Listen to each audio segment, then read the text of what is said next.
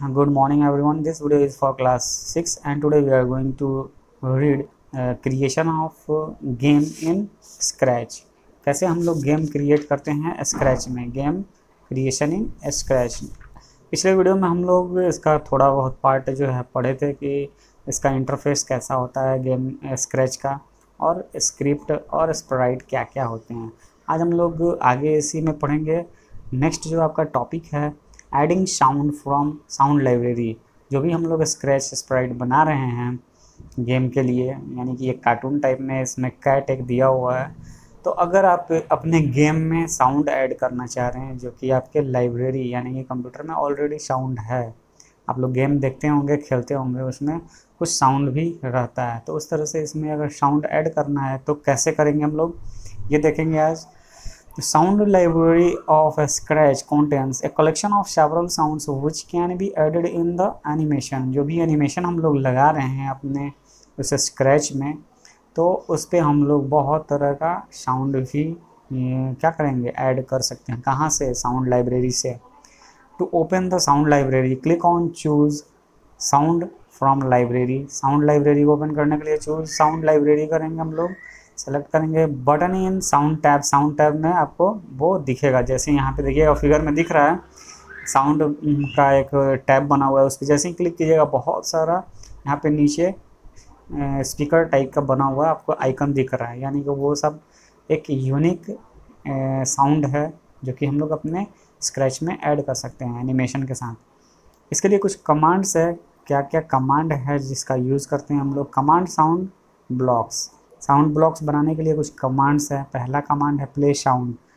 ये क्या करता है? प्ले साउंड को प्ले द सेलेक्टेड साउंड। ये प्ले साउंड का जैसे हम लोग कमांड यूज़ करेंगे, जो भी सेलेक्टेड साउंड है उसको प्ले करता है वो। सेकंड जो कमांड है आपका है प्ले साउंड म्यू। म्यू एक कोई साउंड है, म्यू म्यू बोलेगी वो बिल्ली जो है। Until down. अंटिल डाउन इसमें क्या होता है? Play the selected sound until entire sound is played. जब तक पूरा साउंड ना बज जाए तब तक वो बजते रहेगा। और वो साउंड कौन सा है? म्यू का साउंड है। तो आप इस यहाँ पे बहुत सारा साउंड है, आप सेलेक्ट कर सकते हैं। नेक्स्ट जो कमांड है इसमें स्टॉप ऑल साउंड, यानी कि जितने भी साउंड हैं वो स्टॉप हो जाएंगे ये कमांड अगर हम लोग यूज़ करेंगे तो। नेक्स्ट है प्ले ड्रम। तो ड्रम का इसमें साउंड बजेगा। ड्यूरेशन इसमें दिया गया है 25 सेकेंड, तो वो 25 सेकेंड बजेगा। नेक्स्ट है play the selected note for given duration. यहाँ पे भी एक जो है नोट का साउंड जो है बजेगा, प्ले होगा, वो भी एक टाइम लिमिट ड्यूरेशन यहाँ पे दिया हुआ है। तो ये सारा अलग अलग कमांड्स है, यानी कि यहाँ पे हम लोग प्ले कर सकते हैं और प्ले कर सकते हैं कब तक? जब तक कि ख़त्म ना हो जाए। कोई कुछ ड्यूरेशन दे सकते हैं कि 25 सेकेंड बजना है या 30 सेकेंड बजना है, या ड्यूरेशन भी दे सकते हैं। तो इस तरह का हम लोग बना सकते हैं। लास्ट में है और रेस्ट फॉर 25 सेकेंड दिखा रहा है बीट्स, मतलब pauses the instrument for a given duration. यहाँ पे कुछ 25 सेकेंड दिया हुआ है, इस ड्यूरेशन के बाद जो साउंड है वो खुद ऑटोमेटिक पॉज हो जाएगा। ठीक है। यूजिंग वेरिएबल्स, यहाँ पे कुछ वेरिएबल्स का भी यूज़ कर सकते हैं हम लोग। नेक्स्ट टॉपिक आपका है we know that programs need input for process and generate desired output. यहाँ पे आप हम लोग जानते हैं जो भी प्रोग्राम हम लोग बनाते हैं तो उसके लिए कुछ इनपुट चाहिए और उसी इनपुट के हिसाब से वो आउटपुट देगा। How does a program manage the value input by user. कैसे जो प्रोग्राम है वो मैनेज होता है यूज़र के द्वारा। द आंसर इज़ वेरिएबल, और जो आंसर होता है वो कोई वेरिएबल होगा।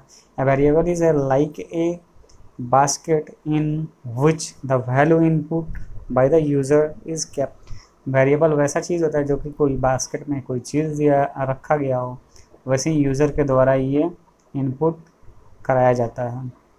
विच variable is identify by a unique name in the program. Variable जो होता है वो एक यूनिक नेम होता है। Variable store result of the processing also.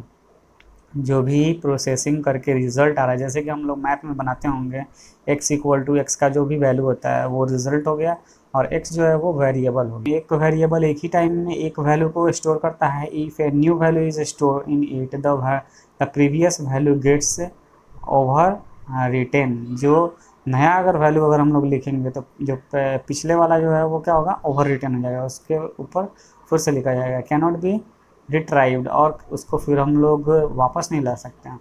So if you need to calculate the sum of two numbers, how many variables does your program need. अगर आपको दो तरह का नंबर को ऐड करना है तो आपके प्रोग्राम में कितने वेरिएबल्स चाहिए।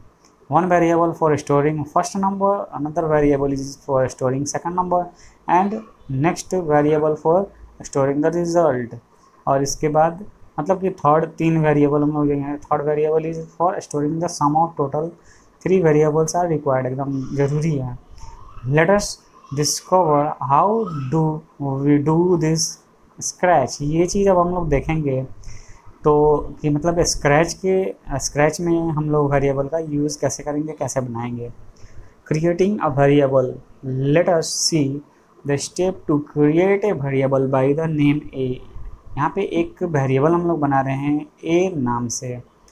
इन script tab go to data category, click on the option make a variable. यहाँ पे स्क्रिप्ट्स में हम लोग जाएंगे डेटा कैटेगरी में और मेक ए वेरिएबल ऑप्शन पे क्लिक करेंगे। In the dialog box enter the name of a variable as A and click on okay. और वहाँ पे वेरिएबल नाम के जगह पर हम लोग ए लिखेंगे और ओके बटन को क्लिक कर देंगे, आपका एक वेरिएबल बन जाएगा। That variable A is created, a check mark describes it also the variable on the stage. और एक जो स्टेज है, जो वर्किंग एरिया है वाइट कलर का जो दिखेगा आपको, वहाँ पे आपको एक चेक मार्क दिखेगा जहाँ पे कि ए वेरिएबल, ए नाम से एक वेरिएबल जो है वो बन गया होगा।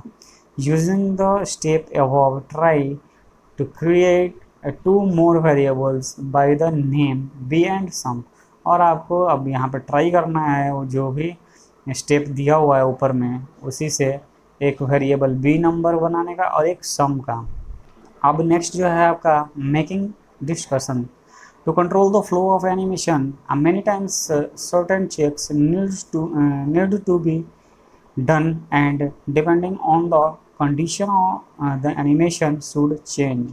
यहाँ पे क्या है, कुछ डिस्कशन हो रहा है जो कि जब भी हम लोग कोई भी एनिमेशन बनाते हैं तो कुछ चेक्स जो है या कुछ क्रिएशन जो है उसमें मतलब कुछ क्रिएटिविटी वर्क जो है वो किया जाता है। Checking certain condition and deciding the course of the script is called taking decision.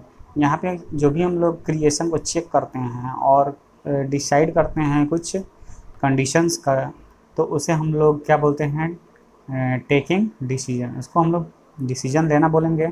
It is done by using control block, if and if else. If और इफ़ एल्स के हेल्प से ये हम लोग कंडीशन को चेक करेंगे और कुछ डिसीजन लेंगे। ये क्या होता है, चेकिंग जब भी करेंगे हम लोग वो कंडीशन को चेक करेंगे जैसे ही, तो उसके लिए हम लोग इफ़ और एल्स का यूज़ करेंगे और इसको हम लोग बोलते हैं taking a decision.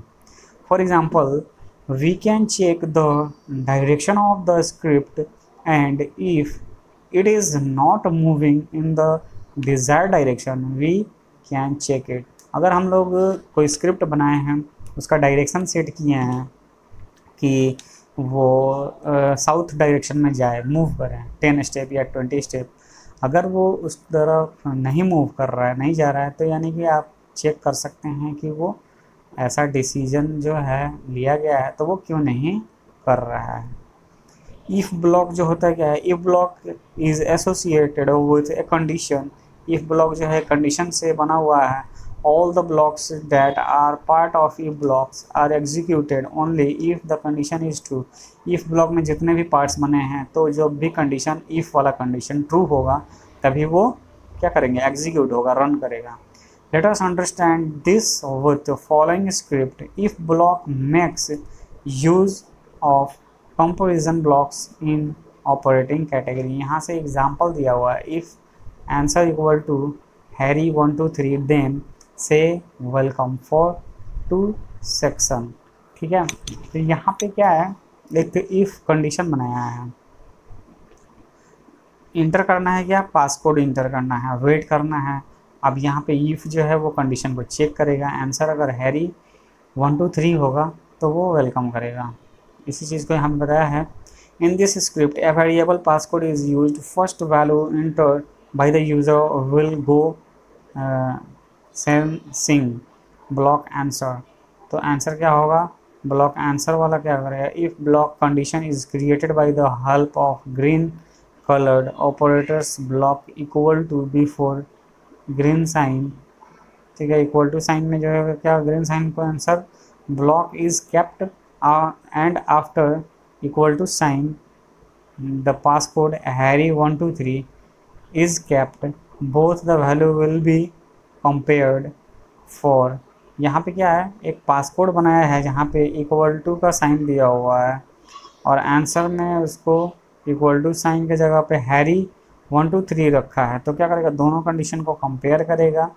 Similarly if value of answer block is Harry 123 then message क्या होगा, वेलकम विल बी डिस्प्ले। जैसे ही आपका आंसर जो है कंपेयर करने के बाद इक्वल आएगा, इक्वल टू आएगा, ठीक है, तो क्या करेगा, वो वेलकम करेगा। यानी कि इफ़ कंडीशन से इसको चेक कर रहा है, ये इसको समझाया है यहाँ पे।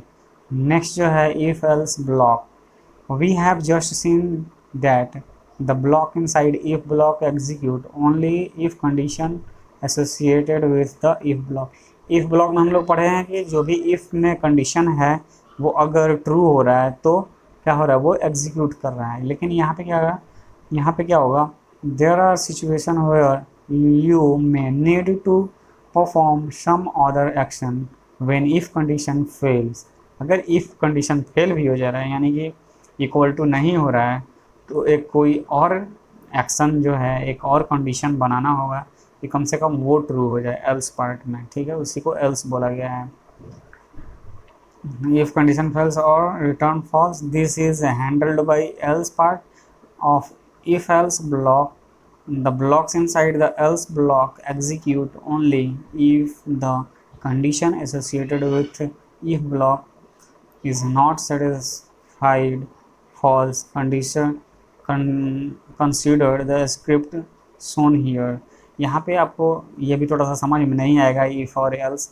इफ़ और एल्स को बस इतना ही समझना है। एक वो जैसे हम लोग कंपेयर करते हैं दो नंबर को कि कौन ग्रेटर है कौन फॉल्स है, स्मॉल है या इक्वल टू है, तो वैसे ही यहाँ पे अगर LHS और RHS दोनों को कंपेयर करना होगा तो उस टाइम में क्या होगा, एल्स पार्ट होगा और सेम नंबर को, दो नंबर को सिर्फ कंपेयर करना होगा, तो वहाँ पे इफ़ कंडीशन का हम लोग यूज़ करेंगे, यानी कि ग्रेटर हो या स्मॉल हो या इक्वल टू हो। अगर LHS और RHS को कंपेयर करना होगा तो उस टाइम में इफ़ और एल्स दोनों, यानी कि राइट हैंड साइड और लेफ्ट हैंड साइड दोनों क्या होगा, इक्वल होना चाहिए। तो वैसे ही इसमें भी कंडीशन बनाया गया है इफ़ और एल्स का, ठीक है।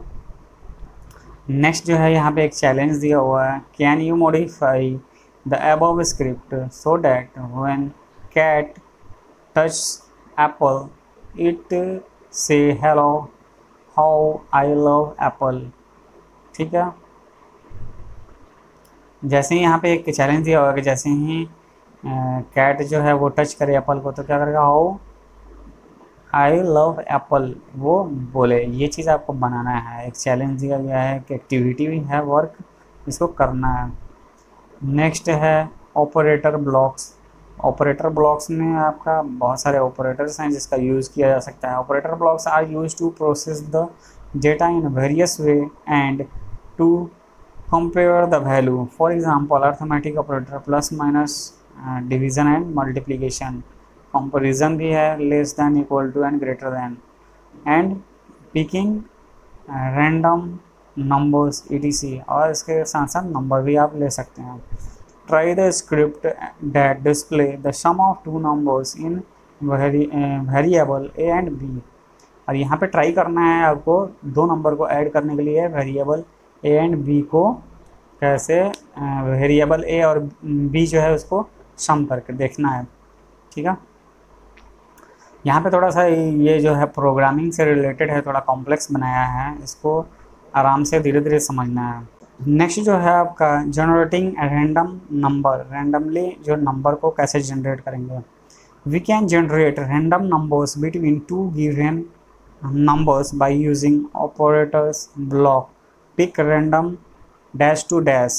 ठीक है, रैंडम नंबर्स कितना से कितना लेना है, तो यहाँ पे हम लोग कमांड सीधे लिखेंगे pick random dash to dash, यानी गो टू, अभी आप बॉक्स में देखिएगा रैंडम नंबर्स -200 to 200 लिखा हुआ है, तो टोटल नंबर कितना हो जाएगा ये आपको दिखेगा। For example following blocks will move the sprite to random coordinates between -200 and 200 and y coordinate 165। This way every time this block execute the sprite will be placed randomly anywhere at the top of the stage। इससे क्या होगा, randomly जैसे हम लोग number को choose कर लिए हैं तो इसमें स्प्राइट जो भी है वो रैंडमली क्या करेगा, प्लेस हो जाएगा, मतलब कहीं भी जा सकता है, रह सकता है, मतलब 1 by 1 स्टेप जो है जाएगा स्टेज के टॉप तक। ठीक है, तो ये जो रैंडमली नंबर लिया गया है एक्स का जो वैल्यू है -200 से 200 तक लिया गया है, और y का जो वैल्यू है वो लिया गया है 165। तो इसको अब आगे हम लोग जो है नेक्स्ट वीडियो में पढ़ेंगे, क्योंकि धीरे धीरे इस चैप्टर को पढ़ना है। ये जो चैप्टर है आपका बार बार बोल रहे हैं हम, न्यू चैप्टर है और इसमें थोड़ा सा प्रोग्रामिंग देके कॉम्प्लेक्स बनाया है। एक ही बार एक ही दिन पढ़ेंगे हम लोग तो समझ में नहीं आएगा, इसको धीरे धीरे पढ़ेंगे हम लोग। Thank you.